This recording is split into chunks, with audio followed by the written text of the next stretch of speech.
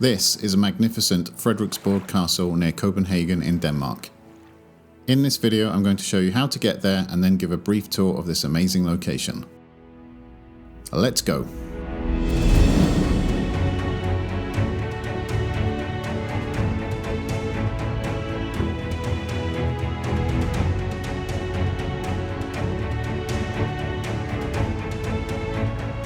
To get to Frederiksborg Castle easily, you can take the train to Hillerød station.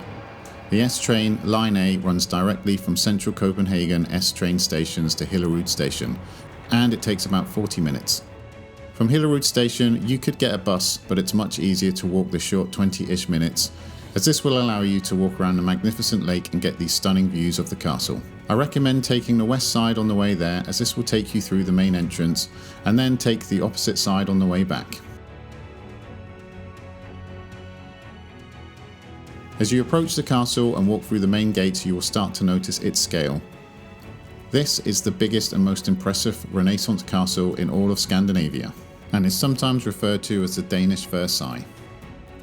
It was built in the early part of the 17th century by King Christian IV, and was used as a royal residence on and off until the 1850s, when a huge fire swept through the castle, destroying many of the interiors. Luckily, it was rebuilt in an authentic way and today looks utterly splendid. The castle is built on 3 islands, of which the middle one contains the impressive Neptune fountain, which was designed by Adrian de Vries and created between 1620 and 1622, with the impressive main Neptune statue symbolising the might of the kings. From here you can cross over a bridge into the main entrance courtyard, where you begin to get a good sense of the sheer scale of this place as the ornate facades tower over you. The interior is sprawling and huge. There are far too many impressive rooms, objects and paintings to talk about, so I will show you the best ones. The main chapel is perhaps the most spectacular room in the entire building, and also the best preserved, having escaped the Great Fire.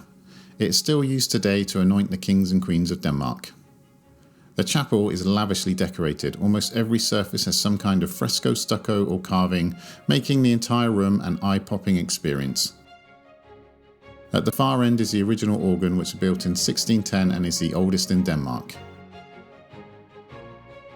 The Great Hall is situated above the chapel and extends the full length of the west wing.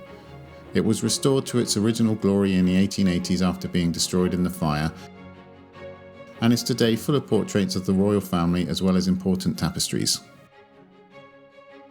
The room is exceedingly long and impressive, so much so that I stood at the main entrance for quite some time to get some shots without too many people in it, so that you get a good sense of the sheer grandeur of this place.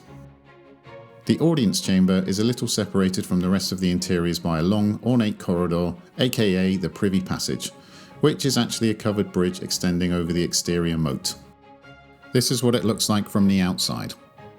The audience chamber survived the fire. It is decorated in the Baroque style, making it the oldest intact Baroque room in Denmark. Highlights include the impressive central dome with its stunning fresco and chandelier. You might also notice this odd chair in the corner. This was created to allow the kings to be hoisted into the room from the building's entrance. The rest of the building contains too many rooms to count. Nearly all of them are lavishly decorated and full of paintings and objects. There are so many in fact that I would probably need an 10-hour-long video to talk about them, so I'm going to be a little lazy and just show some of the highlights to give you an idea of just how sumptuous this building is.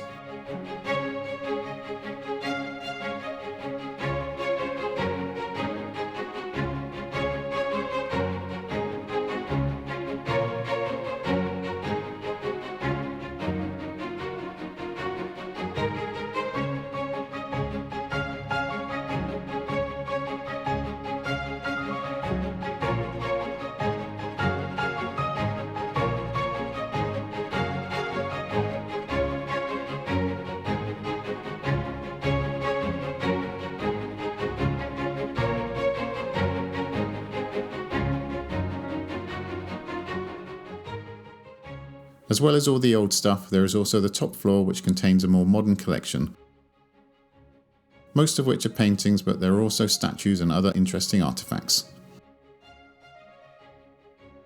There is also a lower floor that contains what I believe are special exhibition spaces, When I visited, these rooms were housing an interesting photography exhibition, but this may vary depending on when you go.